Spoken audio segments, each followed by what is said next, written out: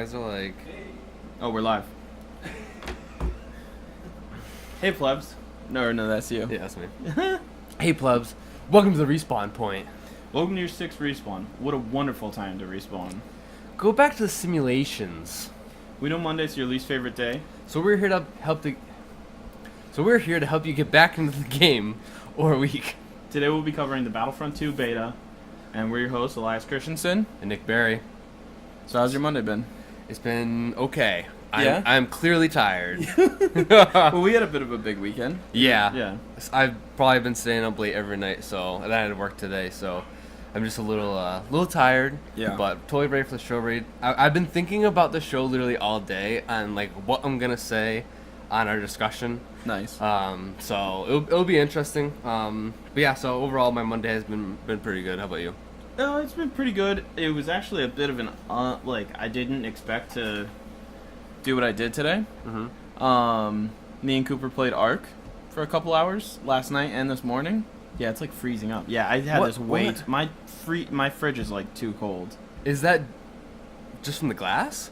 I don't know. Well, no, the fridge has probably had it like so cold. We're drinking Rogue Dead Guy, if anyone's wondering. Yep. I think it was in the back of the fridge. It's a mini fridge, so the back's pretty close. So like it's literally freezing up. Yeah. Okay. But yeah, so me and Cooper played Ark today. That was unexpected. Oh, okay.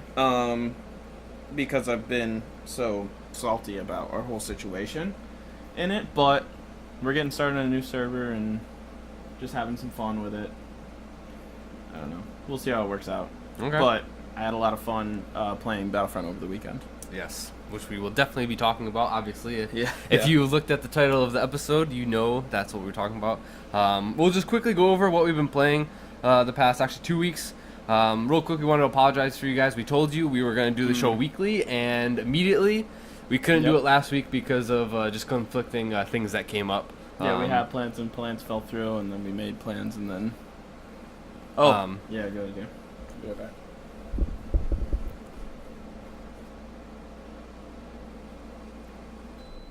Happens every time. Every time we forget the air conditioner. Every time. So unprofessional. Cooper says thank God. God. Okay, so what did you play this week? Okay, what we've been playing. So, again, we're sorry, but what we've been playing over the past 2 weeks, PUBG, as always, as like the past month, and then obviously the beta over the weekend, ever since Wednesday because I pre-ordered, so we played that. We did a LAN party here. Yeah, we did a host like a squad stream on Saturday. Was it Saturday? Yeah, it was Saturday. Yeah, Saturday. Yeah. 6 hours, 8 hours. I don't even know. It was from I got here on 3. Everyone else showed up late. Yeah. So if you want to say from the time I got here 3, I left at 12, so that's 9 hours. Yeah. And me and Jake kept playing PUBG. Yeah, I saw that. Yeah. I was I literally got home. I was in bed and I started watching you guys. Nice. And then, but then I got tired, so I was like, yeah. Jake told me you guys stayed up extra late. Pretty late. Yeah. So, but we've been playing Elias. So PUBG. Been playing a decent amount of that. Played the Battlefront beta too. Mostly I just played it on Saturday. I went into the beta Friday when it came out and just looked around. Yeah. But most of my gameplay was Saturday. Okay. And then I also been trying out every once in a while. I have the Epic Games launcher, so let people make Unreal Tournament and Unreal Engine 4. So every once in a while I jump into Unreal Tournament and try it out. And I was going to do that, but I saw Paragon, which is their third-person MOBA that they've been developing. It's in open beta right now. And I've seen some people streaming it and having some fun with it, so I went in and tried it.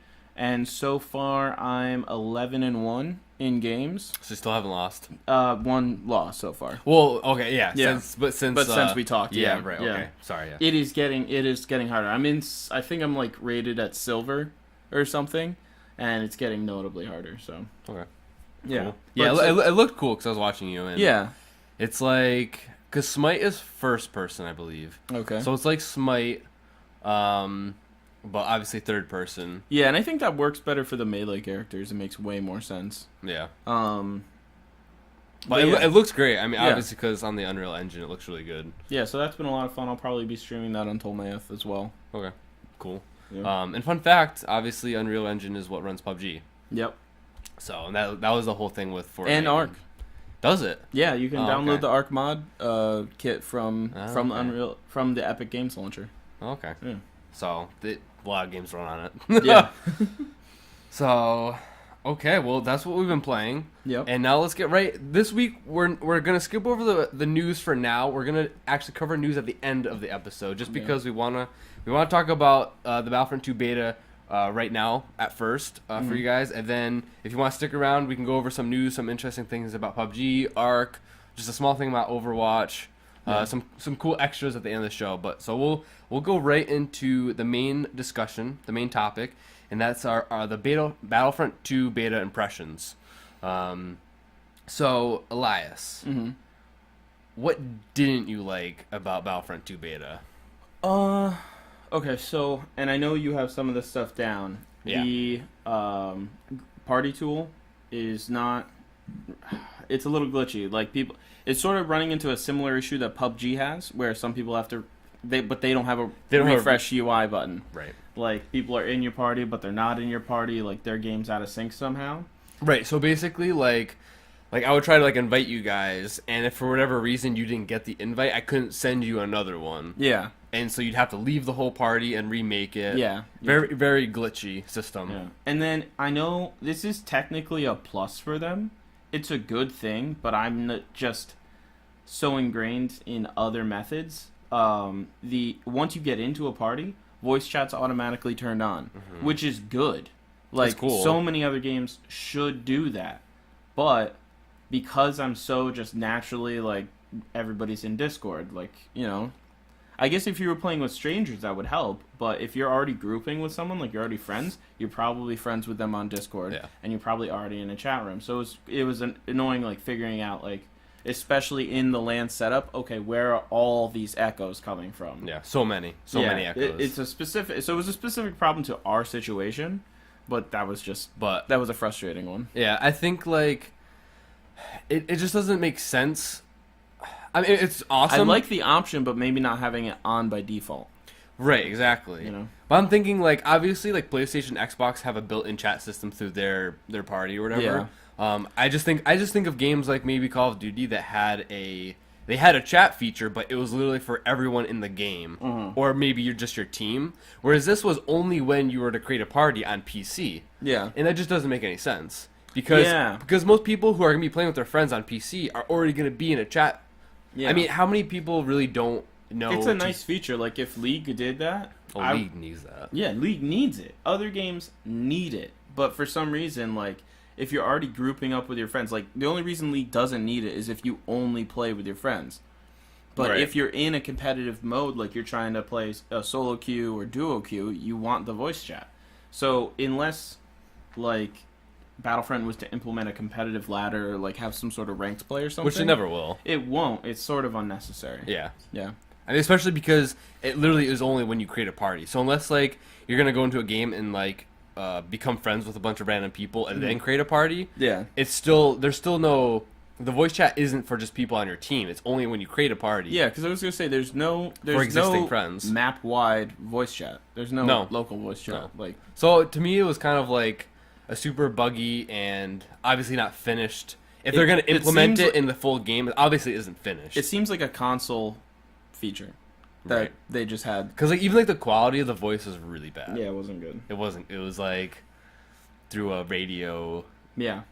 Whatever. Yeah. So, I agree. It was not. That wasn't fun to deal with. Obviously, it's especially because I was running the stream. That was one of the things that was bothering me the most. Because I was I hope this is coming out good.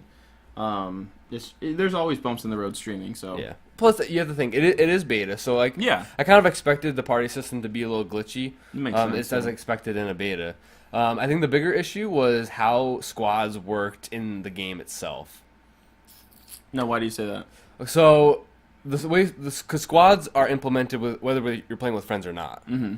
So if you're playing with random people, you automatically get placed into a squad of you and 3 other people. Mm-hmm. And so basically, once you get into a game and you die and you respawn, you get joined with up to 3 other players if they die within the same time frame as you. Yeah. And if you do, you get full squad, then you instantly spawn. You don't have, you skip the 10-second timer. Okay. So that's pretty cool. That's nice, That's a cool feature. However, when you're playing with your friends in a party, it doesn't affect that at all. Yeah. You don't then get, you don't even technically spawn in, because when you first start the game, you're already spawned on the map. Yeah. So you're not at the loading screen. So the chances of you actually playing with your friends and respawning together will never happen. I think it could take some practice, like especially on the map we probably played the most on Saturday was Takodana Strike. Yep. The map is small enough that you can meet up with people. Yeah. But it was also hectic enough that you don't want to wait for other people. You're pushing, like... Exactly. You know? So, I totally agree. For Strike, it really wasn't a big deal, because especially... I would always end up meeting up with... Yeah, if we wanted to... Well, for me, I was getting semi-frustrated because I really wanted to work, like, literally together. As a group, yeah. And not everyone has that play style, which is fine. But, like, lots of times I'll find you or find Jake or whoever, and I'll try to... Usually you could find one person. Yeah, fairly easily. If not 2 sometimes. Yeah. The real problem is on the bigger map like Galactic Assault, where you could spawn. I wasn't with anyone. And your team was always across the map. We actually, that's why we kind of stopped playing that mode, because we played like, what, a couple times? Yeah, like 2 or 3. Because it wasn't fun for playing with your friends. Yeah. And actually I did some research because I don't play Battlefield. Okay. So Battlefield has had a squad system for all their games for a while now. And so the most recent one for Battlefield 1 was they have a squad system where when you respawn, you actually pick your spawn point on the map. Ooh, yeah, and that sounds familiar. Yeah, and so you actually have a permanent squad even if you aren't playing with your friends. Okay. So you pick a squad though with random people, and you are in that squad. And so the benefit is that you have a squad leader, and they give you certain objective commands. Mm-hmm. But also, if you die, you can respawn on one of your teammates. Okay. So I know a lot of people over on Reddit and stuff have been saying, well, just make a Battlefield squad system. Yeah. Which, I'm not saying that they should do that, but something... For the larger maps, I could see that being fine. Yeah, something better where, like, okay, like, we actually gain something from being a squad other than... I think you gain more points if you actually stick together. Okay. But with random people, no one does that. No. With your friends, you can actually try to do that. This is also beta weekend, so I don't know if there is typically in Battlefront there's obviously a matchmaking system, so you're going to be... They try to place you with people of an equal they try to. level. It's not the best they try. system. So I think... And I completely just lost my train of thought. Okay. Don't worry about it. Yeah, no.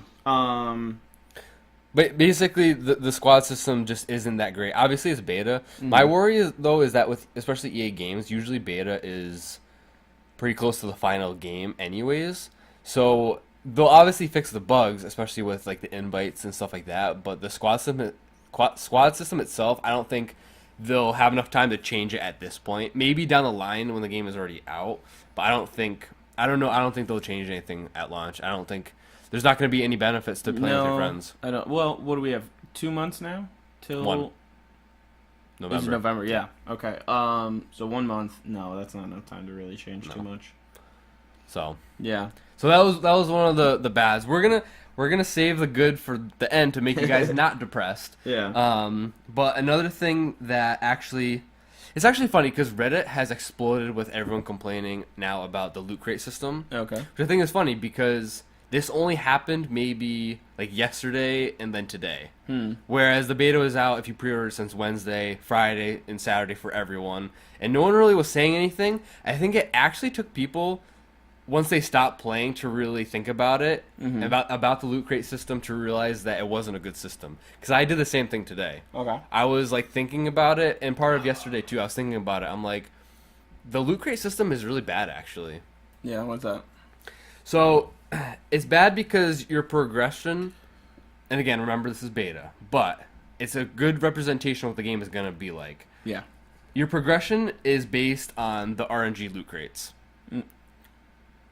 It's all random. So the way the game works, there's no other way to unlock star cards. There is. Okay. So we talked about that a few weeks ago. Yeah, I'll go over it. Yeah, I'll go over it. So loot crates give you, obviously we know they give you a random card or emo or skin or whatever, a bunch of different things. And the way you progress you have an overall level as your player, but each class has its own level as well. But the way you level up that class is by getting star cards for that class at random. Okay. It doesn't matter how much you play. It just matters if you get a star card. The more star cards you get is where you get the experience for the class? Yeah. So yeah, see, I didn't play enough to actually see too much progress in any class. Exactly. So literally I played a lot of officer because I like to support the team in that way. So literally when I played a lot of officer, and maybe the least was probably actually heavy. Okay. I had a really high level heavy class just because I got so many star cards for that class where my officer was still level 3 for a while. So it doesn't make sense because it's almost like the level represents how strong that class is because you have more star cards. Yeah. The level doesn't represent okay, you've been playing this class the most, so you level it up with experience like normal games. So it's kind of backwards. Instead of leveling up to get better gear, you get the gear to then tell you what level you are. Okay. Now, you do get loot crates based on how much you play different classes, or at least that's the way it seemed early on. No. No? So you get... It all depends on the credits you get after every match. Okay. Which, in the beta, you get the same amount of credits no matter how good or bad you play. That'll probably change, I would think. I would imagine it would change. That's going to change, yeah. But going off of the beta and what we played, it was consistent. You could get 0 kills and get 180 credits for playing Galactic Assault. Or you could be at the top of the leaderboard and get 50 kills and you'd get 180 credits. Yeah. So obviously, you'd have to imagine that would change. But the way I'd imagine that was capped so that people... I mean, there were already teams just decimating people because of how much they play the game. Or how much they played Battlefront 1. Yeah. It's true. That could have been a cap just for the beta. Right. Intentionally. Right. So, now this is a rumor. Through Reddit. So, disclaimer. Grain of salt. Yep. Yeah. Big grain of salt. Someone said that apparently they're a game changer in that they were able to watch a full part of the game, the full game, whatever's supposed to come out at launch or close to it. Okay. On Camino, which is a map we haven't seen anything of. He said he watched it and they showed him. He got to see some of the menus, and there was leaked footage of Camino, so we know that people have seen it. But he didn't have any physical proof of a picture or a video. The only proof was a video of the map itself. So again, take it with a grain of salt. But he said that in the full game there will be different crates. Whereas in the beta we had a starfighter crate, we had a trooper crate. What he is saying is that there will be a crate for each individual class. So you can buy a assault crate, officer crate. Oh, for purchase. Because we received them when we played our first map on each class. Yeah, so they've already said it we too. We received those crates already. It's just been slow. Or you just got it for playing your first round. Well, they've already told us that we'll be able to do challenges that will grant us crates. Okay. So what this person is saying, though, is that when we get enough credits, we can choose what kind of crate we want to buy. If we want maybe a crate for the class we play the most, like Starfighters, or for an Assault class. Say Assault class is your favorite class. You can then use your credits you get to purchase crates for that class. And that will include, he said... a chance at a weapon, star cards for that class, emotes. If there's any visual customization, I would imagine that would be in there too. Okay. So if this is the case, that kind of does help the progression a little bit, because that way at least it tailors kind of what kind of gear you're gonna unlock. To me, it's still not the perfect system. I still like a more traditional system of leveling up and then being able to unlock the weapons and gear rather than it being random. It's kind of worrisome. People have been saying that this is definitely pay to win now. Yeah. I don't know. I just think there's so many games going that direction now. Because every game. Paragon has a very similar Like, basically, you get loot crates for leveling up different things. And you get cards, because you have to build a deck, and those are basically your in-game items. Yeah. And so what you can do does depend on the cards that are available to you. And, like, if you look at it in the like, sense of, like, card games are almost completely, not necessarily pay to win, but pay to play. You have to, the problem is this is a AAA shooter game. Yeah. It's not like people have been saying like this is what you would find in like a free mobile game. Yes. Yeah. Not in a $60 multiplayer Not shooter. just $60. Like I was thinking, like you can pre-order for $89.99 for the deluxe edition. Yes. Does that include I think it's $80. Is it $80? It's $80 for the deluxe And edition. does that include the season pass? There is no season pass. There is no season pass. No. Okay, we talked about that. This is the big debate. The reason why they're doing the loot crate system in paid boxes because DLC will be free. Exactly. Okay. Which that statement alone, I'm totally fine with. Like, I would much rather have loot crates than a paid DLC. However, if the loot crate system is what what defines your progression, that's not really fun to me. Like, I think they also stand to make a lot more money with this model than off standard DLC. Because while, yes, on a standard DLC, you'll get everyone that plays the game regularly, or most people, to buy a $20 DLC, or 40. even some $5 DLCs. DLCs. Okay, so the season pass was 40. Okay, season pass was 40. But that'll be multiple DLCs. Right. No, loot crate systems like with loot crate systems, you have people that are going to drop hundreds of dollars, if not thousands of dollars, by themselves. Yeah, because so people do it. Like, I mean, take again League of Legends for an example. Completely free to play game. Yep. Which, I mean, there's a bad comparison in that aspect because League is free, and this game isn't. But I've spent hundreds of dollars over the course of years, obviously, but hundreds of dollars on League. Yeah. For one person instead of a normal $60 game. Yeah. So if the rewards are that good, people are going to spend when the you're money. into a game like that, it just becomes like your disposable income just starts going towards it for no reason. The difference is that we don't know if Battlefront is a lifestyle game. And if you don't know what a lifestyle game is, I don't know if there's a technical definition, but a lifestyle game is basically a game that you play, you watch, you look up videos for, a game that lasts years, like Overwatch and League, because League has been out for like 10 years now, and it's still it's like the most popular game. Yeah. Still, Battlefront 2, in a year it will probably be old, so it's really tricky. I mean, maybe not. Maybe 2, 3. I guess it really depends on how long they want to support the game. Yeah. Maybe if they get enough money through loot crates, they'll continue to support it for a long time. But a normal AAA shooter, that doesn't happen. No. Normally. No. I mean, especially EA counts on because new IP. They would have to constantly make new skins or some type of thing in the crate system to keep people buying. Never mind. There's they can only go so far. Like, people are gonna get mad about canon and other things. Exactly. That's the other there's thing. Only so much they can make. Because it's Star Wars. You can't just start having pink stormtroopers. Make up a new world. Or no, exactly. A new map or anything. Which is the hardest thing, because that's why I think they have weapons and gear in the loot crates, because they can't just make skins. Yeah. They only have so many skins based on the movies. That makes, it makes sense. It's not great, but it does make sense. Yeah. So, I don't know. I've been kind of irritated about today because I've been thinking about it too much, and I'm just like, yeah, the system really sucks. Honestly. I think it is, it sucks, but it is a fun game. Okay, it is. We'll get to that, don't worry.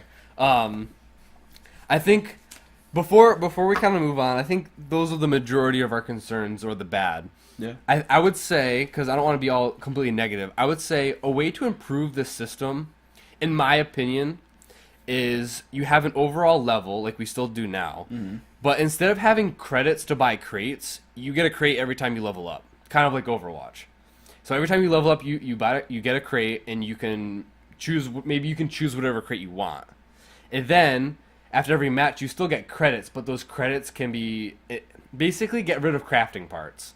Crafting parts are used to buy guns, Yeah. get the mods for those guns. I say get rid of crafting parts. Have credits be the alternate way of manually upgrading a specific card. Yeah, instead of having 3 or 4 currencies, like some games, like just go with 2. Yeah, it's so confusing. Like Go with real money currency and in-game currency. right, but now there's 2 in-game currencies and real game currency. Yeah. Which is kind of confusing and kind of needless. Like in that way, and like we were talking about before, I would change it to where the more you play with a certain class, you level up that class individually by experience. Yep. And then if you still want to spend your credits on weapons or mods, you still can for that class. And maybe I was kind of thinking your overall level goes up the more you play each class. Like say I don't know if there'd be a level cap to the class itself, maybe 100. Yeah. Once you get to level 100 on that class, you kind of cap out your overall level. And therefore, to keep leveling up your overall level, You have to play the other you have to play the other classes. Makes sense, yeah. And that's a good way, where getting to level 100 would still take a long time. That way you can make the game last even longer, where I mastered Assault class, I got to level 100. Yep. Now, in order to get more crates and progress even further, I'm going to maybe master the Heavy class. Yeah. And then you work your way up all the way to 100. So in that way, that keeps the game fresh for a long time, or at least you can keep progressing, especially for that overall level in a good way. Yeah. It almost gives you a sense of long-term build systems, like Yeah. in RPGs. Yeah. I mean, you'd have a plan, you know? So, I mean, the only flaw really is that maybe someone really hates a class and they don't want to play it. I mean... But, I mean, I think more and more people look, I think you do too, look towards games and, hope for a competitive element. Yeah. Just because of how popular esports has become and just having a ladder feels fun. Yeah.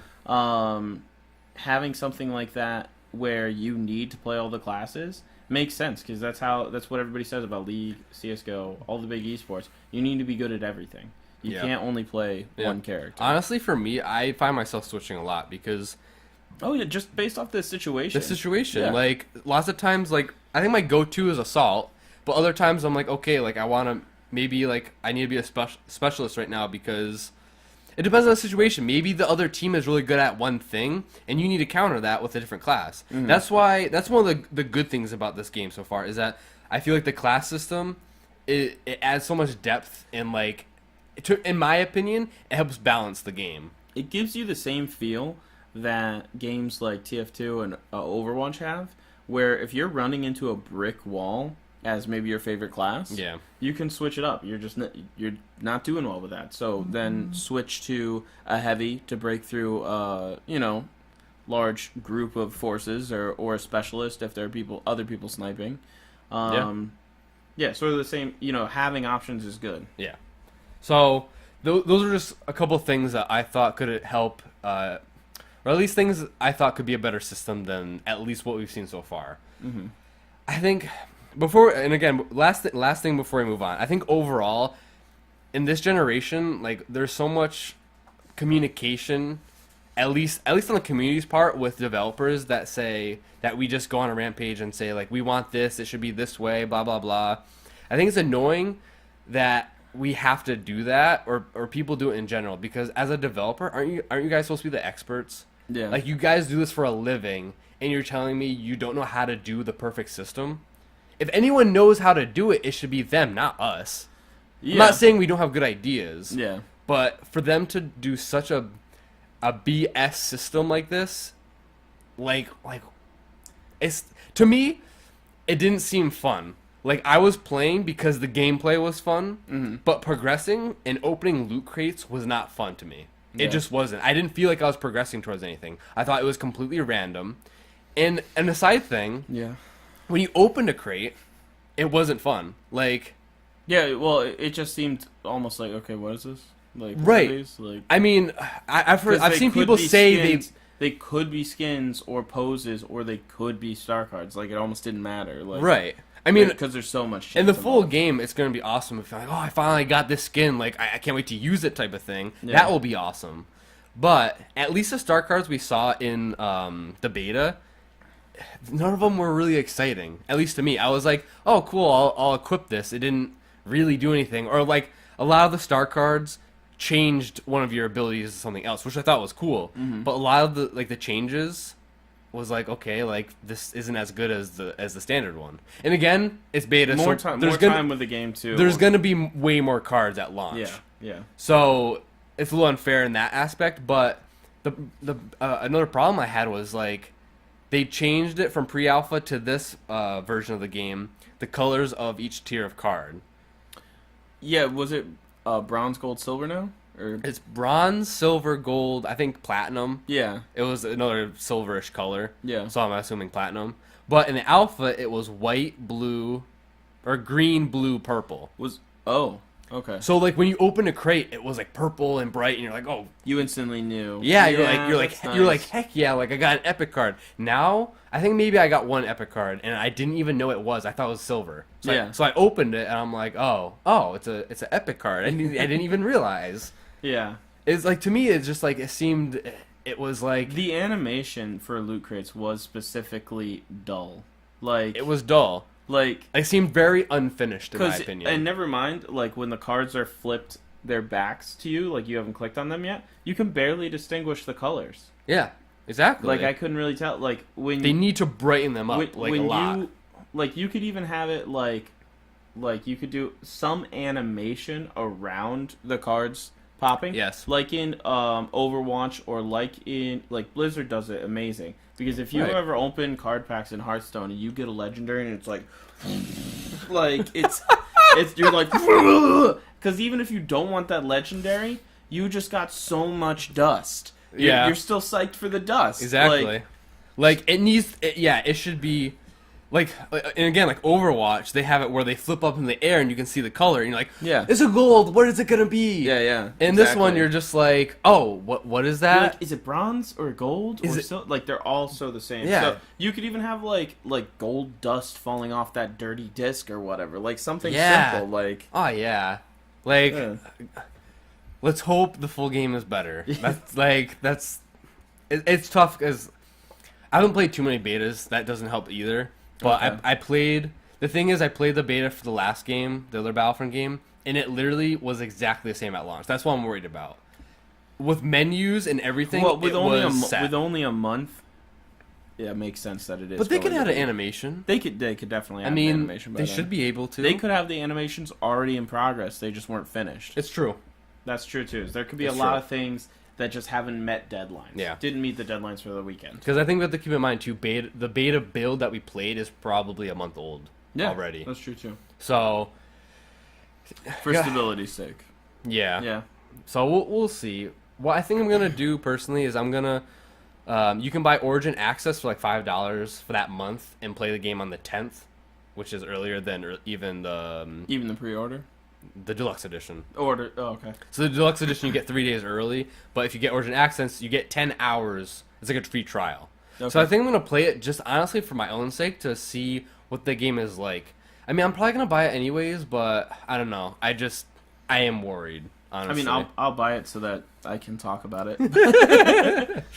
So, but okay, let's stop bad mouthing the game. It like even beyond all that, like one of the reasons I actually even wanted to play it or talk with you about it on a podcast or anything is I saw you posted a gameplay video on Nikki Girl Gaming, and I like the John Williams music came on in the background, and I'm like, oh, this is like a chill shooter that I could get into. Like, you know, it's That's what it puts you in a mood, you know. That's what Battlefront does do so well, especially in my opinion for the second game, is that the gameplay, obviously the visuals, transitioning into the good right now. Like, yeah, good. It does all the things that Battlefront 1 did good, But even Like, better. Yeah, Like, to me, like, this is just my opinion. The music, honestly, like the intro music obviously fit what map you were on. Yep. But it started playing maybe some prequel music on Takodana, which is a sequel location. Yeah. And I didn't care. I was just like, oh, it's Star Wars. Like, Yeah. yes.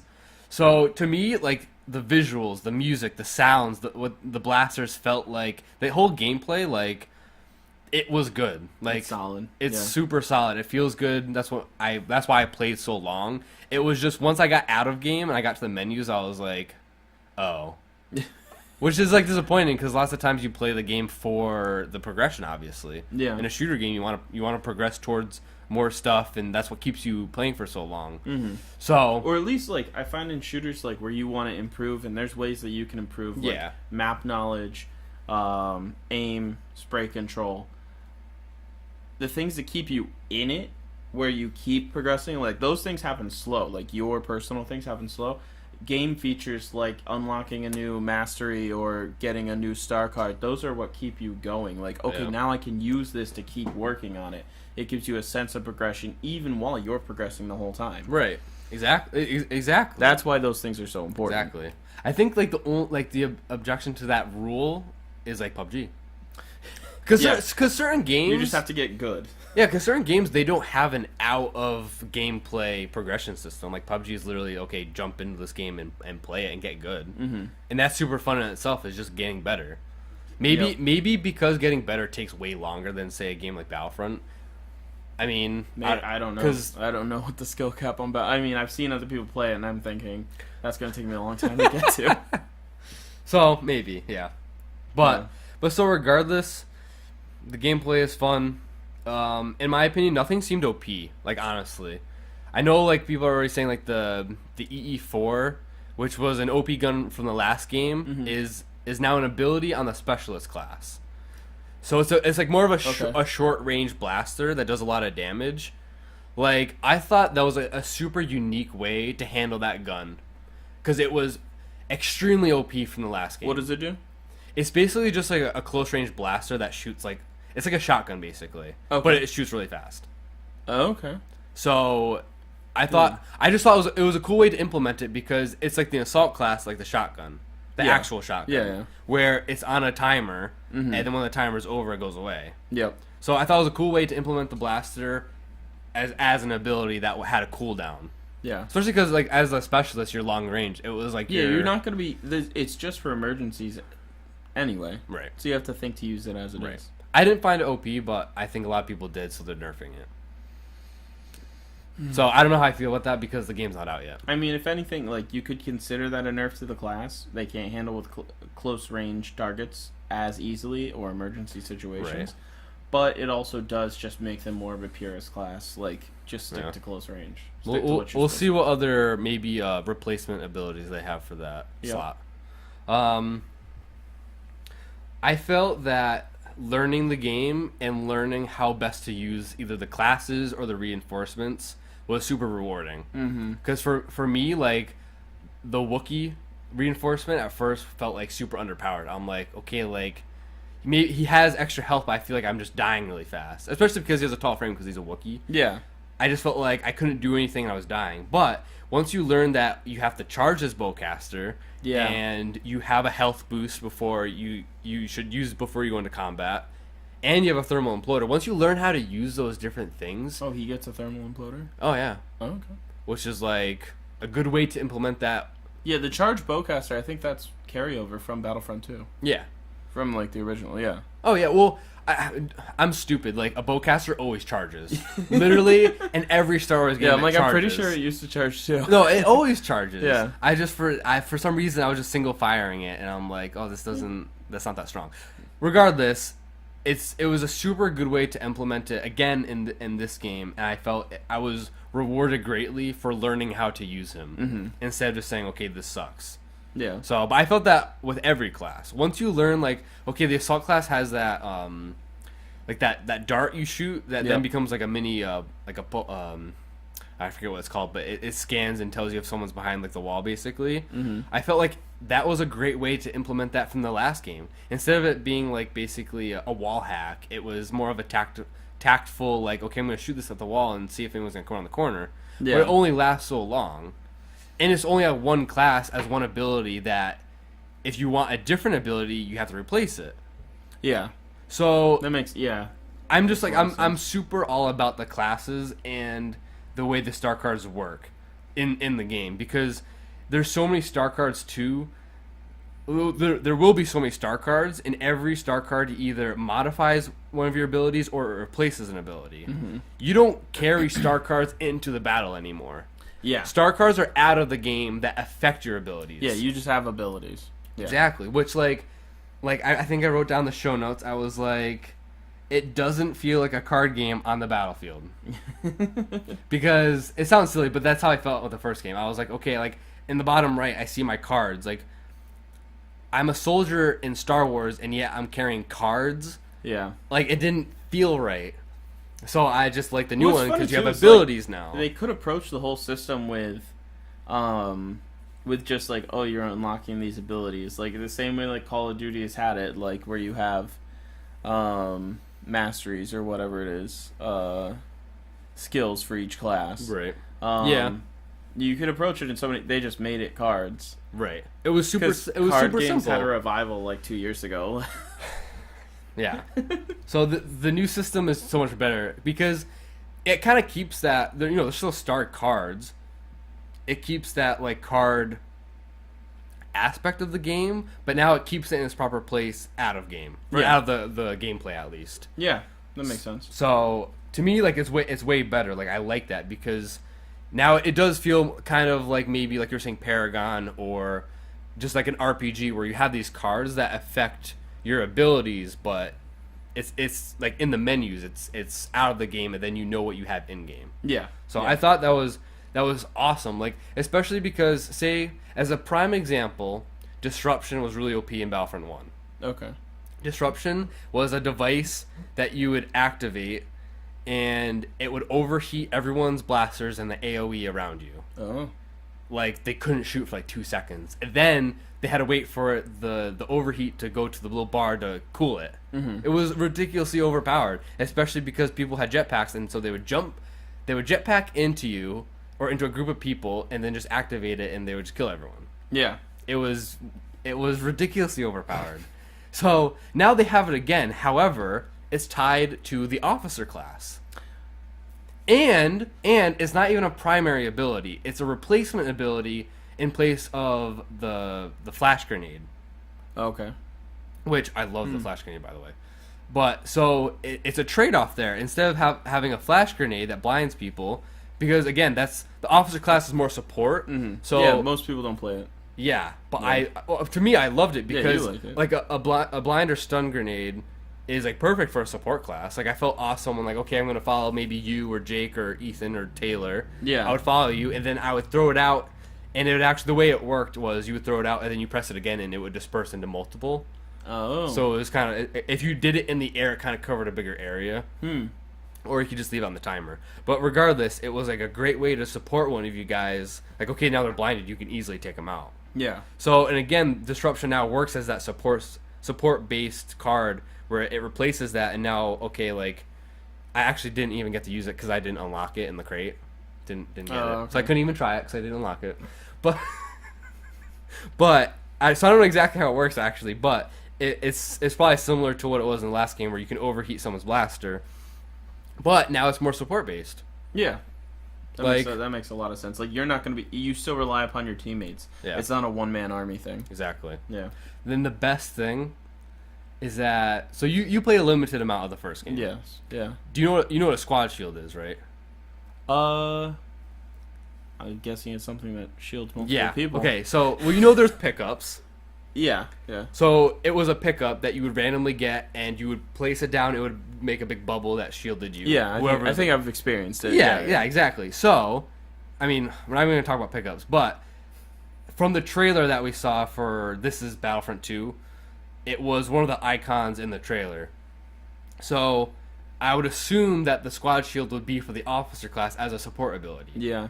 Now, I am so excited for this because if you can like have one of your abilities be a squad shield whenever you want, when it's off of cooldown, obviously, you can support your team and say, okay, guys, like I'm gonna put up a squad shield so we're protected because we're in a bad spot right here. Yeah, that's the coolest thing ever. Yeah. Instead, because it was so frustrating because you would get a pickup and you're like, it's a freaking squad shield. Like you would just instantly put it down and just run away from it. Now, yeah. Now it's so much more tactful and strategic where you can literally like say, okay, guys, I'm an officer. I got you guys. We could have used some squad shields last We could have used some squad shields. So like I don't know, I'm super excited for that part of it where every class is gonna have certain cards that fit the class. Yeah, and especially if you're using the squad system, like maybe you set up your officer one way, I set up my officer another way, and then you could say, okay, we need a more offensive officer, so let's switch up. You take heavy, I take officer. Exactly. Like, because you could even have, like you were just saying, like 2 officers that have different abilities. Like, okay, maybe I'm the officer that has the squad shield, you're the officer that has maybe the blind grenade or something like that. So you don't even need to change settings in game. You can just trade off. Like if your whole team dies or whatever. Yeah. Because like playing with friends in that way can be so rewarding, I think. Because if you can play together, I think it will be that rewarding. Where if say you have more than 4 people and you can afford to have 2 officers and still fill the other roles. I could be putting down squad shields. You could be the one maybe that's giving them the health boost or whatever. Where there's so many more aspects to it that is the reason why you're going to win the game. Yeah. So that's why like this game is good. I think the way the loot crates are just worries me a little bit, but I don't think it's enough for me to say okay, I'm not going to buy this game. No, because the gameplay itself I think is really fun. Yeah. Oh yeah. Do you have anything to add to that? Not really. I mean, some of the spawns, like the only other thing that stuck out of my mind was the spawns on Takodana, just the resistance spawns, which might not even be that big of a deal. Like, I'm sure the skill gap there was like a big disparity between us and them, or maybe especially because you had me on your team. No, I've never played that much, so no, I don't think so. I do agree with what you're saying that like the resistance spawn was so close to the extraction point. Yeah, on Takodana. It just didn't make sense, especially because I was like, me and Taylor were talking like it's actually bad to kill like 4 or more people at once. Yeah, once it resets, stop killing people. Like if you drop the artifact and it gets reset, don't kill any more people outside. Run to the temple. Have someone else get in the temple and get out before they can respawn inside the temple. Exactly. And then once they respawn inside the temple, hopefully don't kill anybody and get to the ship. Right. Like, so that's kind of like counterintuitive. Exactly. Where like you're kind of like playing into where the spawns are going to be. Yeah. Like, and not just like we're not talking about spawn camping, just literally like saying like, okay, they're going to spawn on the opposite side of the map now. Yeah. So we're going to be able to score the objective. So I think all they need to really do is, and the reason why we said not to kill more than 4 people is because if you kill 4 people, they're all going to spawn. It's an instant respawn. It's an instant respawn right on top of you. So again, that's kind of counterintuitive too.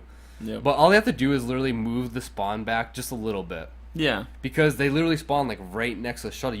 When you spawn, you can almost see if someone's, delivering the artifact or whatever. Yeah. Oh yeah. And it actually makes it hard to like if you're thinking, okay, I gotta make a drive to the ship. Like, I gotta kill a bunch of people. If you kill 4 people, they're gonna instant respawn. Yeah. There's no point in killing people while you're running to the ship. You try to avoid them. You try to sneak. Exactly. So Strike was a little weird. Because at least that map. Yeah. Well, Galactic Assault has a 10-second respawn timer, which I'm glad they have respawn timers now. Yeah. But Strike has 5, which makes sense because it's a lot more close quarter combat. Like, you don't want to wait 10 seconds to respawn. It's just a little bit shorter. It's still 5 seconds though. Yeah. Which I like because it's not just instant respawning anymore. And that makes sense with the life limit on it, like that whole mechanic of the gameplay, which I like as well. Like, yeah, no, I think it's good. In my opinion, I like it more than a timer. Oh yeah, yeah. I think it's an interesting gameplay mechanic, and you need that break so that people aren't just burning through lives. Yeah, you know, it's true. Especially if you're that one bad guy. Yeah. But so obviously, I don't know. Hopefully they, because this is only one map. Say we complain and say, okay, you need to fix the spawns. Yeah. Like, we only have that one map to say you need to fix the spawn. If every map has bad spawns like that, that's not going to be enjoyable. Yeah, but we don't know that that's the case. Like, it could be a bunch of, the next map could be perfect, and then we say move them away, and then we're the resistance, and we can never get there in time. Yeah. It is tough to try to balance. I mean, I did see First Order win. There was lots of times when maybe they just had a bad defense. Yep. I think being in a party put us with other people in a party, and they were just really good. Yeah. Honestly. Could be. So, balancing games is so hard. What else do we have? I mean, that's everything I wrote down. Yeah. Do you have anything else? No. I don't know. I don't know. I like the game a lot. Yeah. But it was a ton of fun. Yeah. So we'll see. The obviously the full game comes out next month. We're gonna do another LAN party. Yep. We'll be able to see what the full game has in store. So. Yeah, we're going to try out all the game modes. That's something we didn't do on this this stream. We didn't really try out Starfighter Assault or well, it was arcade, but oh, you mean our Galactic Assault? We played two but maps of Galactic Assault, but it wasn't. It just wasn't fun as a party. Yeah. I actually, even playing by myself, I kind of like Galactic Assault in the alpha more. And I think that a lot of that has to do with the fact that the ion cannon spawns for the first phase were so far away that you would literally spawn at the very beginning, and you would, as the clones, you would run all the way to the ion disruptor, and literally it was right near the droid spawn, so they would just be sitting there, and you would die, and you have to spawn all the way back and just run again. So you basically had to wait until the transport ship got to a certain point where it moved the spawns back. Okay. Whereas in the alpha, the spawns were more like halfway, where you could probably get to it at the same time as someone who ran straight there as well. Okay. But so it was way more balanced in the alpha, I felt, in that aspect, where you could pick it up at least and try to get away and get a shot off. So, I don't know. That was just me. So, but overall, I mean, I thought we can move on to the news here soon. I was just gonna add, I really liked, my favorite gun, I think, was the assault class for the Resistance, his standard blaster, which is, if you, obviously you've probably seen episode 7, it was Poe's gun that he used at the very, very beginning of the movie. So the sound effects were there, the visuals. Personally, I think I was talking to Jake about this today. A lot of people complain too about the bullets themselves being like too skinny. They like the last game because they're a lot bigger. I guess that's the thing. To me, well, I get the visual, and especially because, like we were saying, this game does put you in a mood. So, like, it is important to have the right atmosphere. It's important for it to represent what the movie shows. Yeah. My only thing was I liked it because the hip firing in this game was it was still reliable. Like, you could still do it and get kills. Like, zooming was still way more accurate, which I like. But it was like in the alpha, you couldn't hip fire anything. Even with some of the standard blasters, like you couldn't. You'd have to zoom. So I think it needed to be a little buffed. But my thing is that you're kind of forced to zoom because the bullets are skinnier. You can't. In the last game, you could kind of follow where your bullets are going and just hit fire across the map because you could kind of like follow them. Oh wow! Now they move fast enough in our small enough visual where you kind of can't rely on that. Where you need to use your crosshair. You need to use your crosshair and in your zoom function more to be more accurate. So that was kind of more of like a gameplay change that I liked. I could also see the size of the bullet, even though it's probably just a visual thing. A visual thing, but who knows if it would be misleading to where you're actually hitting, obscure your crosshair, could mess with hitboxes, like. Well, because the crosshair in this game is a lot different than the last one. On certain guns, certain like heavy guns, it was literally just a circle. You would never use the crosshair. You would literally just follow the line of bullet blaster fire or whatever. Yeah. Whereas this one, like, you have a crosshair and you need to use that. Yeah. So, I have a question. Okay. Did you play? I didn't even know this. Did you play in first or third person? Mostly first. Okay. So that's another thing, is you probably played a lot in third person. No, I played mostly in first. You did? Okay. When the game first came out, the last game, when the last game first came out, because I played the originals, I was like, I'm probably going to play it in third person because that's how Battlefront's meant to be played. And I honestly switched back and forth. I probably spent maybe 60% in third, just because in the last game, like, you were at a huge disadvantage if you played in first. Okay. This game, because you can't see as much. Right. Well, this game, like, I think they toned down the corner peeking a little bit in third. You can still probably do it just because of the camera. Yeah. But I felt like, and this is just my opinion as far as the Resistance Assault Blaster. It was way more accurate, I felt, in first-person zoom than in third-person zoom. Because it had a scope. So in first-person, you use that scope. And to me, it was like dead. It was like pretty much dead on. Where in third-person, you just kind of look closer.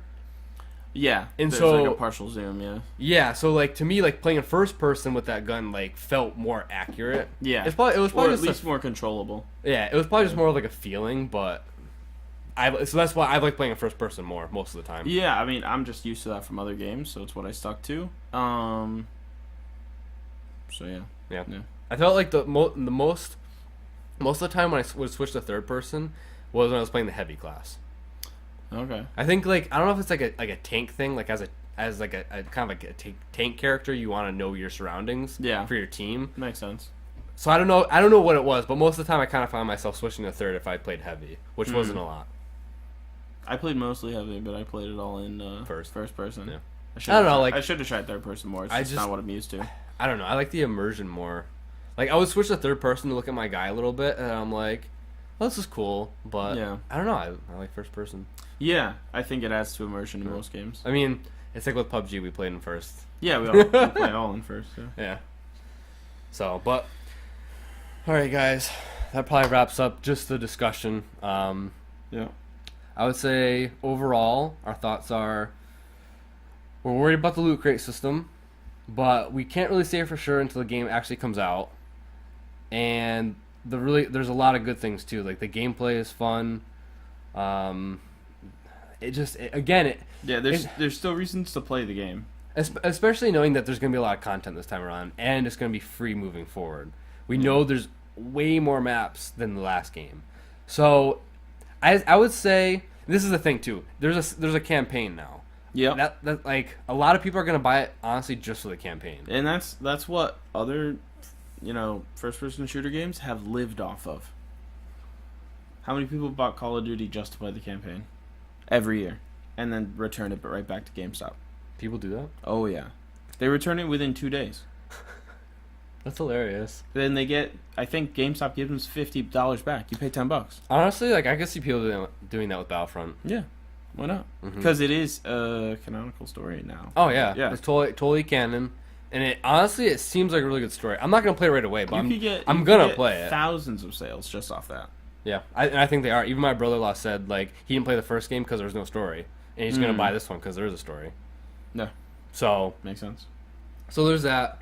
But I think the fact that what I was trying to say was I think it's worth it to buy it, even if you like a single player, it's worth it. Mm-hmm. But even if you like, what I'm trying to say is with the amount of maps and the way the gameplay and the visuals and the sounds look. With all the eras, I think it's worth it. Hopefully, the loot crate system doesn't mess it up too much. I don't think it will, but I don't know if that part is gonna be fun. I guess that's what I'm worried about. I'm not worried about people spending tons of money and being better than me. Yeah, I'm really not. Like I don't care because especially the random nature of it. They might not. They could never get anything good. I think I'm just worried about the fact that I want the progression system to be fun, and I didn't find it fun in the beta. So, that's like my underlining thought of the beta, I guess. Yep. Makes sense. So, all right, that wraps up the discussion. We're about an hour. But we have just a few news items. Yeah, we'll cover a few news items, and then do you want to try to get into the trailer if it's found? No, it's not found. So we're talking about the Last Jedi trailer. It's supposed to be tonight. Yeah, it's getting revealed tonight, but we might not have it for you. Yeah, no, it'll probably be later because so the football game started at 8:30 and it's gonna be around halftime. Oh, okay. So it probably won't be until like 10, honestly. All right. So, but look out for that. And if you're listening to this after the fact, you've probably seen it. Yeah, you've probably seen it. So actually, the first news item we have is Battlefront 2. Yep. This was revealed today. They revealed a new Heroes tab on their website. And so far, all they have is Rey and then Darth Vader, actually. So, we already knew this, obviously, but he's confirmed. They have his abilities on there and a quick little 30-second gameplay video. Okay. So, that's pretty cool. They show He has a lightsaber throw again, a force choke again, and then he has a new ability called, I think it was like something rage, force rage maybe. Basically, it sounds really OP, honestly. He basically does more damage and takes less damage. So, yeah. So check that out. Do you want to do the awesome PUBG? Yeah, so PUBG hit 1.98 million peak players on 10/6. So was that 3 days ago? Friday? Yep. Yeah, it was Friday. Yep. At 10 a.m. Eastern. Who's playing? That must be all Asia. Yeah, so this is the thing that has been, like, if you look on the Steam charts, every time it hits peak, it's around 9, 10 a.m. for the East Coast where we are. Yeah, United States. So I kind of wrote in the show notes different time zones to give you a reference. So CET means Central Europe time. Okay. And so that's 3 p.m.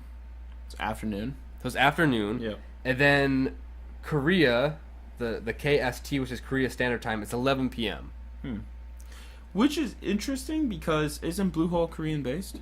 Yes. Bluehole's a Korea. Yeah, the PUBG is being developed in Korea. And forgive me if I pronounce this wrong. It's Seoul, Korea. Seoul. Yeah. Sorry. No. Seoul, Korea. So that's where the studio is based out of. Yeah. And so you'd have to assume that most players are playing from Korea or just that time zone. I think especially with the potential for it to be an esport, it could really take off there. Yeah. So because so 10 a.m. our time. Not that it hasn't, because they're at 2 million players. So 9 a.m. to 10 a.m. our time, is gonna be 10 to 11 for Korea, which is like, I don't know. To me, it's like prime time to play games usually. Yeah, like 9 to. So, because to midnight. For here, there's gonna be people playing, but how many people are also gonna be playing at 10 a.m. here? I say that's early, but I've been playing PUBG at that time. I've been playing too, but for me, I work, so I usually I have a different schedule sometimes. So 10 a.m. The notable thing here is actually that it was Friday. Yeah, it is a holiday weekend. Yeah, but for us. Yeah, that's true. Probably not the rest of the world. No. No. That's what I'm saying, though, is because obviously our numbers help a little bit. Mm-hmm. So that's why. That's why it's interesting is that was a Friday. Usually, the peak players goes up on a Saturday. Oh, okay. Because I think a lot of people here are playing at that time that early on Saturday. Yeah. So I think obviously our numbers help a little bit. Where I think usually nighttime for us. It's still usually around 500,000, maybe 300,000 to 500,000. Okay.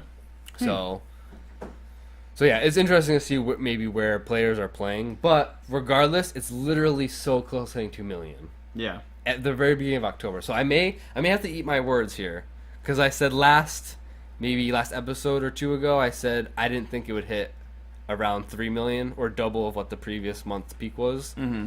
If it's already at 2 million, yeah, I think I may have to. We'll see.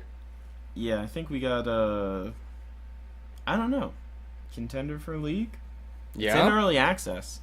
That's true. It's still in early access. The new map isn't out yet, obviously. Yeah, they have another map planned. They're making changes regularly. Nothing too bad has happened. DayZ, games like Ark and DayZ hit bumps the whole way. People were just mad the whole time.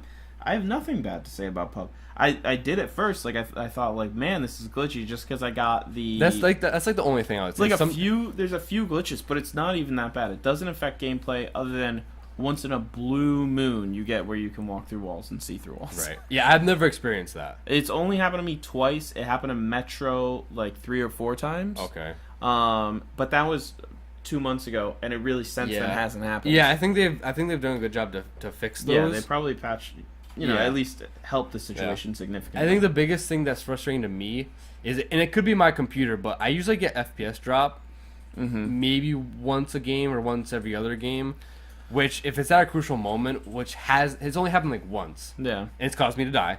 I get network lag probably once every other night. Okay. Probably not every night. So that's the only thing. And then I was going to say with that is sometimes, your parachute, if you try to like thread the needle on like a balcony or something, it usually glitches out, and you have to cut away your parachute because you're caught on nothing. Yeah.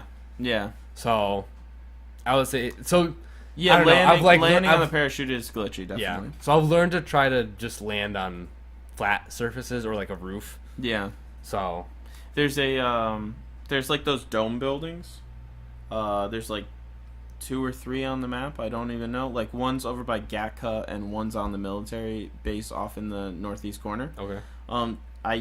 If I get a decent spawn for it, I'll try to go for the one by Gatka if I'm playing solo, because you can usually find a, like, I'd say decent likelihood of like an SKS or a car,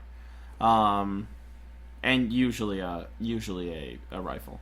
And so for one person it's perfect, but landing on the 3rd level roof is key because that's usually where the best gun is. Yeah. And are you talking about the radio station? Yeah, radio station. Okay. Yep. Yep. So landing on the 3rd, and you gotta fit on the thing with the dome. Yeah. Speaking of which, I had a game where I landed on it 100%, and like it kind of like went through a buggy animation. Yep. And it flew me off. Yeah, and you fall all the way to the ground and lose half your health, and Yeah. someone else landed with you, and you're dead. Yeah. And you can't. Well, for at least the one near Gakka, you can't get to the 3rd. You can only land on it. You can't go up there. Yeah, I don't think you can get to the 3rd from the 2nd level on any of them. Okay. Yeah. Yeah. I think that's just part of the building design. Yeah. So I don't know. It was like I'm sure it's supposed to be hard, but it's not supposed to be that hard. Like if I don't make it onto that roof, I should be able to land on the balcony on the 2nd floor, not get thrown off. Yeah. Like. Yeah. But that's a small thing. It's great that it hit 2 million players. The more people that play it, the more bugs will get fixed. Yeah. So I think was what I don't even know the total amount of players who have bought the game, but I think last I heard it was like 13 or 14 million, which was like what Battlefront 1 made or sold. I mean. So yeah. Good job. Wow. Good job, Bluehole. Yeah. For selling as many copies of a game as a big. For half price. It's true. But is it taking the factor that Battlefront dropped price after like a month to $40? Okay. Hey, Noisy Boy, thanks for the follow. Thanks, dude. Didn't see when it happened, but thanks. Small thing about Overwatch. We have not been covering Overwatch that much because we just haven't been playing it. There's too many other games. Yeah, I mean, I pop in every once in a while, but it's so insignificant. Yeah. I wonder if like. I mean, obviously the community for Overwatch is still really big. I wonder like how they're doing with players. I've heard some stuff. Like there was that thing where Jeff Kaplan made a whole point to talk about how the community was getting toxic. Like he made a video about it, and I was like, I've never experienced that. But then I don't know, I've seen some other people posting about it, and I don't know, it's a little disheartening because it's a great game. Yeah. It definitely is. I've seen some specific criticisms of the Overwatch League and how that's all working out. Okay. I'm not going to get into it because I'm not versed in it, and I'm sure the opinions that I've heard are fairly biased. Yeah. But I do watch Thorn's YouTube channel. He's an esports caster for CSGO, and he follows a lot of different esports. He's pretty salty about it. And I get that, but I'm not gonna take his word for everything because I haven't done my own research. Right. I did like his arguments. So who knows? I mean, I think it's a great game, but implementation and stuff like that plays a lot into it. Yeah. I hope there's a league that people can follow. I'd like to follow it. Well, it sounded really promising. Like they're talking really big numbers as far as like they're setting it up like an actual sport. Yeah. Which for players is good because I feel like that's what happens with like maybe I don't know if League of Legends is a good example, but I know like TSM, they don't have any of their original players.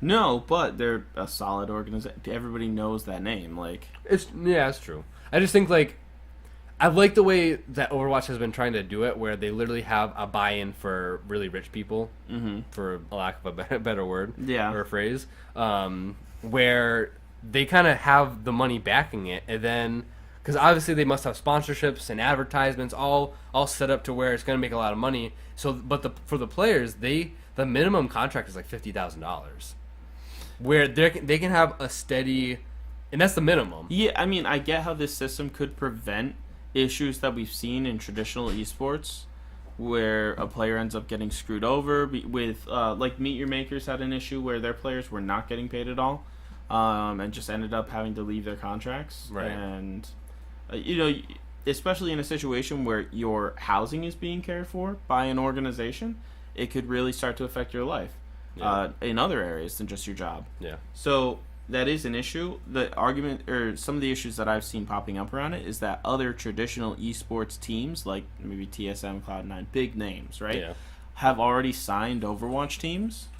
Yeah, right. But have not secured a buy-ins to the league. Right. So there's all this weird business going on between the leagues, the teams that have spots, trying to field those players. Because it's location based with Overwatch.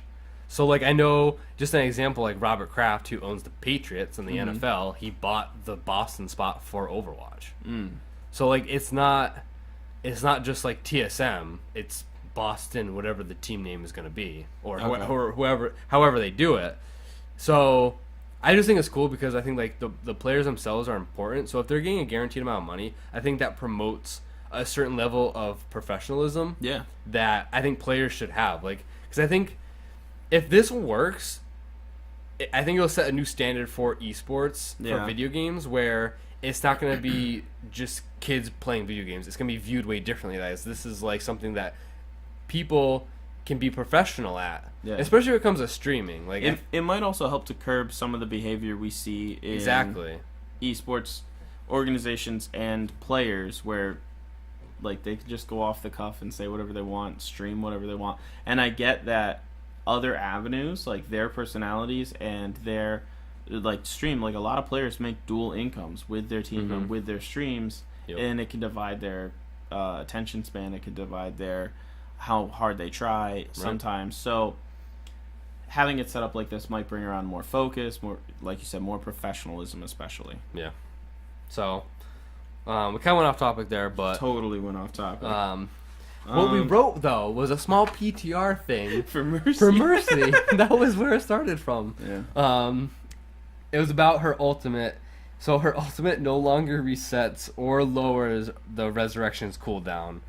Instead, it now doubles the resurrection's range, which is obviously like a big nerf.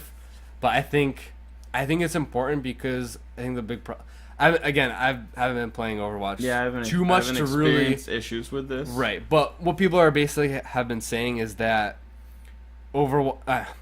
Mercy is like, she gets rid of like certain players getting picks. Like say like Widow gets a snipe, Mercy can just res them, and you're not at a disadvantage anymore. Yeah, it's not like, okay, Mercy got a pick. Widow got a pick, and now we can engage them. It's okay, you got a pick, but now you got to get another one really quick before the 30 seconds is up. So I think just toning down her ult so she can't do, because I think she could get like 3 or 4 reses off in a short period of time, to where it was just too much. So I think it was a necessary nerf. I think because people have just been really mad that Nerfy is Mercy's getting nerfed, or has been OP. Has been OP. Yeah, I mean she was already a pretty popular champion as it is. We got something in the chat from Pulverian. Speaking about what we were talking about, the Overwatch League, he says, to be honest, LCS has become super professional. If you want to see a professional esports league or scene, check it out. Okay, I appreciate that because, to be fair, I haven't watched LCS or League of Legends esports in a few years now, or maybe like 2. I think actually that's probably accurate for me as well. So I know Ethan does keep up with it. He's been talking to me about it for a while. Yeah. So that's actually really good to hear, though, because I mean, obviously, the league is such a big game. If it's I think it's really good for esports in general. Yeah. So if it's moving that direction, and if it already is at a professional state for a league, obviously other games are going to try to follow that suit. Makes sense. So thanks for chiming in. Yeah.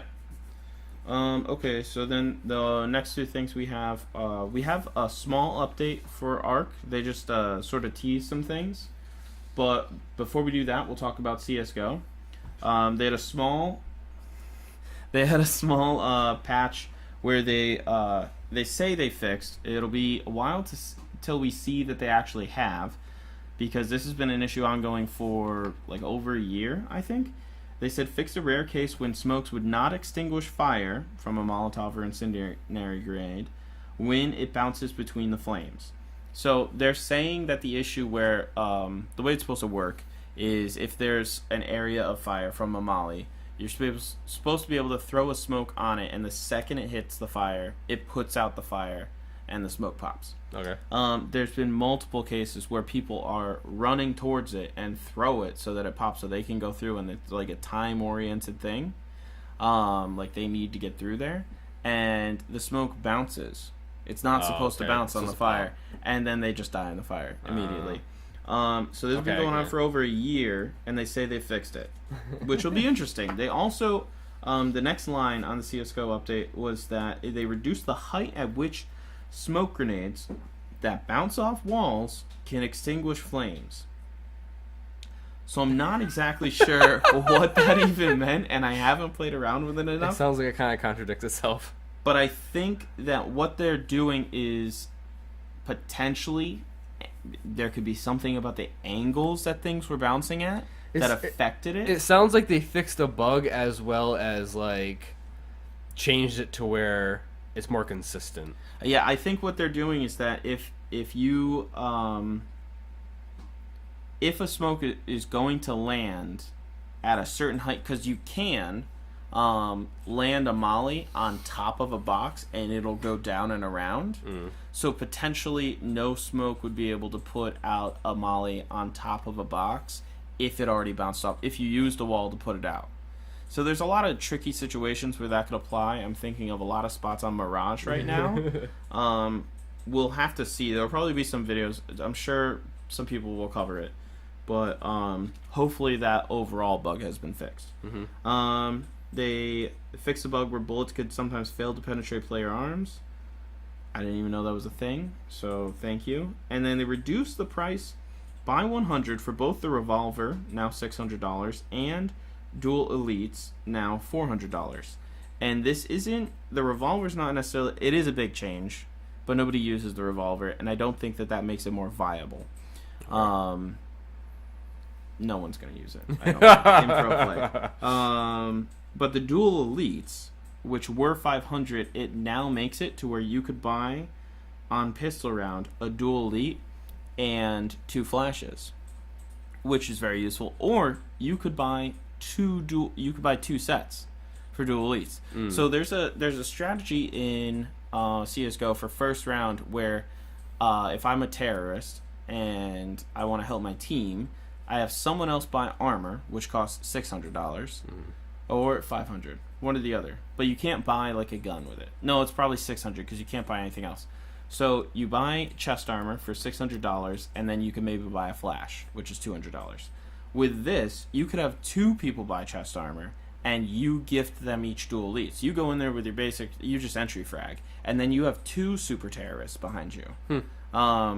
Or just chest armor and, upgraded guns somewhat. Right. So we're going to be seeing a lot more play. A couple of YouTubers covered it from the dual elites. So that's pretty interesting. New meta, possibly. So now we're going to show the 2 new ARC creatures that were leaked. We had 2 mystery monsters leaked over the past 2 weeks with their community updates. Community Crunch 105 and 106. Let's pull the first one up on the screen. It's going to take a second for us to see it here, and I didn't pull. Huh? Yep. And the first one actually looks pretty gnarly. Should be able to see it soon. So what is it called? They don't. No names associated. Okay. These are just No more names. leaked creatures for Aberration, for the Aberration DLC. Okay. Which will be out this month. So the first one you can see there sort of looks like somewhat dragon-like. I think we're going to be seeing quite a few gnarly large creatures on this map because they want to change it up. They're not going to have like Rexes and stuff. Everything needs to be mutated. You know, you need a replacement for a Giga, a replacement for a Wyvern. Not necessarily direct one-to-one replacements, but something to fill those roles. Well, you can instantly tell all the blood splattered, so that kind of indicates how carnivorous maybe this creature is. Yeah, and it almost looks like the blood is splattered on the page, because we talked about earlier how this is a ripped up dossier page. Yeah. Yep. So whoever was drawing this got killed You would assume that by that creature. Yeah. So very ironic. Yeah, which is interesting too, because it could be an update to the storyline. Maybe one of the characters that we've been reading about in the journals and Explorer notes is now gone or was injured or whatever. Interesting. And so for audio listeners, we forgive you can't see this, but what would you say it looks like? It maybe actually a mix between Alien from the movies and something with teeth. Well, I mean Alien has teeth, but more like large teeth, like bone teeth. Yeah. Yep. Actually, a lot of his facial structure looks very clung to the bone. Like his skin's right sucked up against it, if not bone is showing. Yeah, it'll be pretty interesting. All right, so let's take a look at the next one. Came with Community Crunch 106. It's a little goat-looking thing. Looked really cute. Yeah. I think it'll be... I don't know what it's going to be used for. Who knows? Maybe they're going to... They keep releasing small creatures with uses that no one actually uses. So you can see it here. It's sort of like a... It is cute. Yeah, it's like a... Oh my goodness, it looks like a Neopet. It does look like a Neopet. It looks... I don't even remember what any of them are called, but it looks like a mix between a deer and a rabbit. Yeah, I was going to say, it looks almost like a jackalope reindeer or something. Yeah, with a mohawk. Yeah. For a nice description. I have no idea what the purpose of this animal is going to be. Honestly, other than, maybe it's just another huntable. Stage. Releasing more creatures is just going to, unless there will be no kibble taming on Aberration, it's just going to expand the kibble tree and make things more complicated. So... Right. I'm interested to see, what they tame. That's probably the most interesting thing about these. I'm probably not going to use them for anything else. Mm-hmm. Okay, and then the other things that they talked about were new sponsored mods have been announced. So that's them getting involved with a modder and saying, okay, we'll send you some money or something like that. Cool. Urban Deathmatch and Zoology. Urban Deathmatch is exactly what it sounds like. They made a map with buildings and stuff where you can go around and kill people. And then Zoology is a complete behavioral overhaul of the creatures. So I hear they have... they can suffer from... Tamed creatures can suffer from stress. Know when to flee. Know when to go in and attack. There's a lot more behavioral coding done. Okay. So pretty interesting. I'm probably not going to play it but for anybody who runs a large single player server, you may want to look into it. All right, thanks Cooper for pulling those up. So I'm gonna set for the news. Oh, yeah, I just seeing what he said. Thanks, Paulrian, for being in the chat. You're hilarious. So yeah, that probably wraps up the news. Yeah. For this episode. Okay. So we're probably a little long. That's okay. So we're gonna save. We want to talk about maybe things we know are going to be in the full launch of Battlefront 2, but we'll do that in a future episode, maybe more closer to launch, or maybe even next week when we know either more stuff or just have more time to talk about it. Yeah, we'll see what other news comes out next week, and then... Yeah, I mean, we already got a Darth Vader reveal, so that's cool. So we'll do that in the future, but we hope you guys enjoyed the discussion about the beta. Hopefully you guys got a chance to play it, and if you want, you can leave your feedback on our Twitter at Respawn Mondays. Yep. So if you want to do that, you can check us out there, and let us know what you thought about the beta personally. Yeah, definitely. And if you haven't played the beta yet, like we said, it got extended to Wednesday. Yes. So you got 36 hours or something. Yeah. You have tonight, and then you have all day tomorrow, and then I think it stops sometime on Wednesday. So don't count on being able to play it Wednesday. Yeah. So we'll do our poll real quick. Our last episode, we have a poll, and I asked the question, what game are you most interested in? And so I asked, the 4 options was Ark, Battlefront 2, Overwatch, and PUBG. We got only 20 votes this time, so a lot less. Yeah, how many did we have last time? It was 90. We got 90 votes on something? Yeah, on the PUBG one. Nice. So the results are a little, maybe Skewed. So we have 75% for Battlefront 2, which won.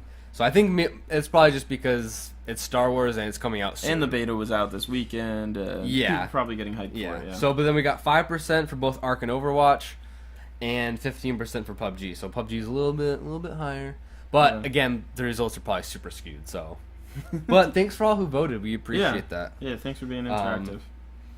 Definitely. So our new question for this following week is, in light of the Battlefront 2 beta, we want to ask, what was the favorite thing that you liked about the Battlefront 2 beta? The options are the different modes. So we have Galactic Assault, Strike, Starfighter Assault, and the arcade mode.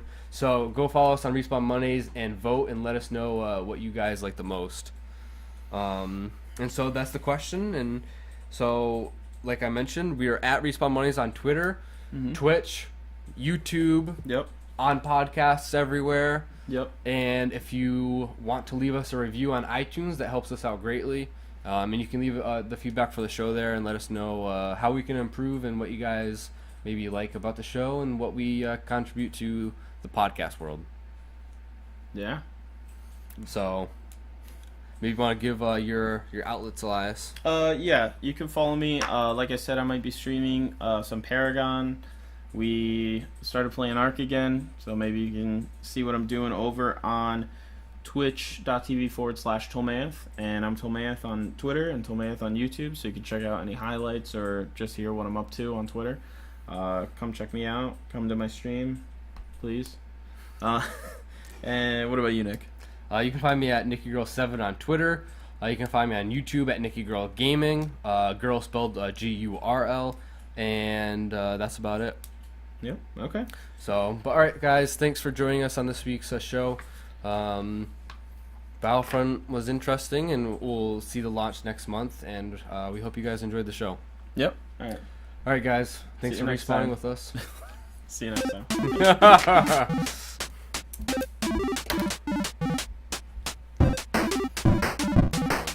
Oh, did it? I was going to say that.